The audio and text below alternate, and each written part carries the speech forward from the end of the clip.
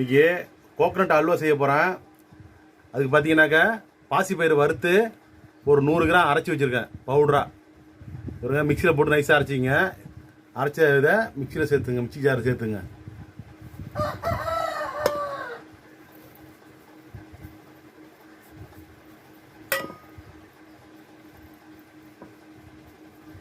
கூடவே ஒரு ஸ்பூனு அரிசி மாவு,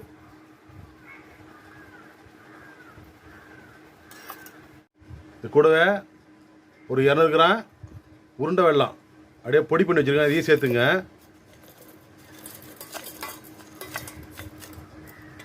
இதெல்லாம் ஒன்றா மிக்சியில் அரைக்க போகிறோம். இது கூடவே ஒரு 2 தேங்காய் மூடி துருவி வச்சுருக்கேன், ஒன்றா சேர்த்துங்க. நல்லா முத்தின தேங்காய் எடுத்துங்க. இதெல்லாம் சேர்த்து நைஸாக மிக்சியில் அரைச்சிங்க. தண்ணிலாம் சேர்க்க வேணாம், தேவைன்னா சேர்த்துக்கலாம். பாருங்க, இந்த மாதிரி மிக்சியில் ஒரு சுற்றிட்டு அதுக்கப்புறமா கொஞ்சம் தண்ணி சேர்த்துங்க, கொஞ்சமாக தண்ணி சேர்த்துங்க. நைஸாக அரைச்சிங்க.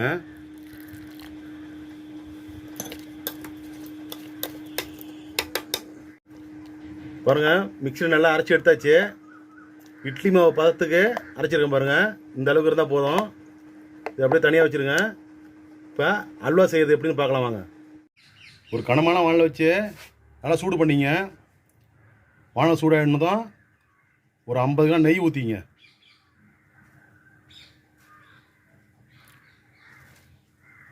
நெய் நல்லா சூடாகட்டும்.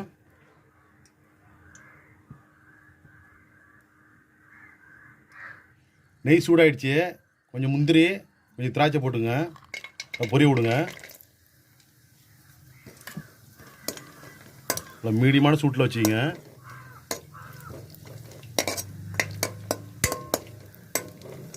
இந்த அல்வா சாப்பிட்றது நல்லா டேஸ்ட்டாக இருக்கும். சில ஊருங்களில் வந்து திரட்டி பால்னு சொல்லுவாங்க. இது செய்கிறது ரொம்ப ஈஸி. ஒரு அரை மணி நேரம் தான், ரொம்ப குயிக்காக பண்ணிடலாம். அவ்வளோதாங்க. முந்தின திராட்சை நல்லா வறுபட்டுச்சு, தனியாக எடுத்து வச்சிங்க.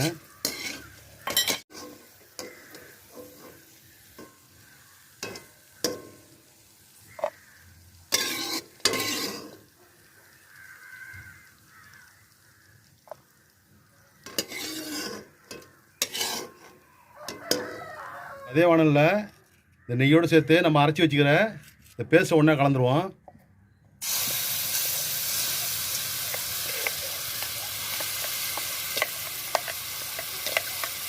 சுத்தமாக வலிச்சு எல்லாத்தையும் போட்டுருங்க.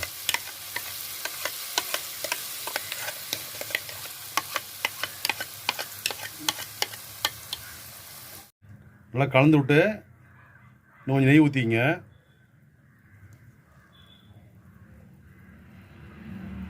நெய் போட்டு நல்லா ஒரு 10 நிமிஷம் நல்லா கலந்து விடுங்க. அடி பிடிக்காத கலந்து விடுங்க.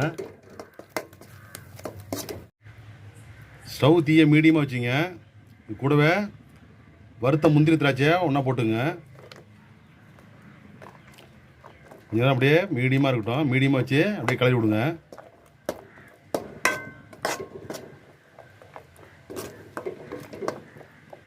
பாருங்க, அல்வா நல்லா சுருண்டு வருது பாருங்க.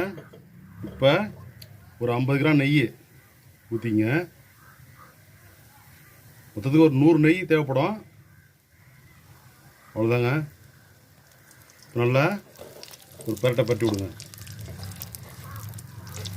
நல்லா சுருண்டு வரணும். அந்த நேரத்தில் அப்படியே இறக்கிட வேண்டியதான்.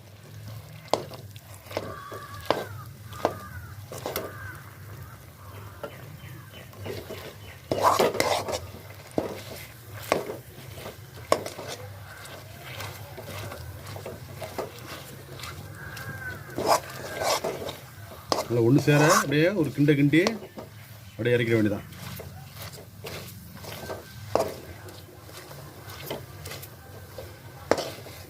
அப்படி ஸ்பூனில் எடுத்தோம்னா அப்படி ஒட்டவே கூடாது, அந்த அளவுக்கு இருக்கணும்.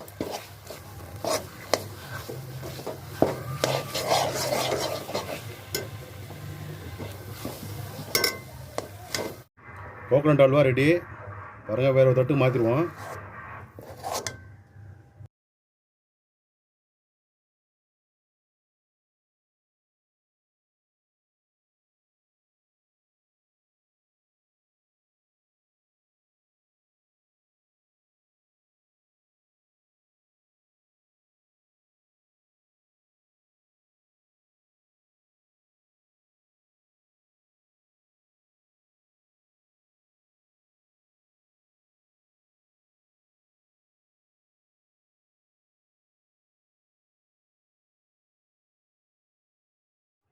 பாருங்கள், அல்வா ரெடி. டெஸ்ட் பண்ணி பார்க்கலாம். நீங்களும் இதுமாரி வீட்டில் செஞ்சு பாருங்கள்.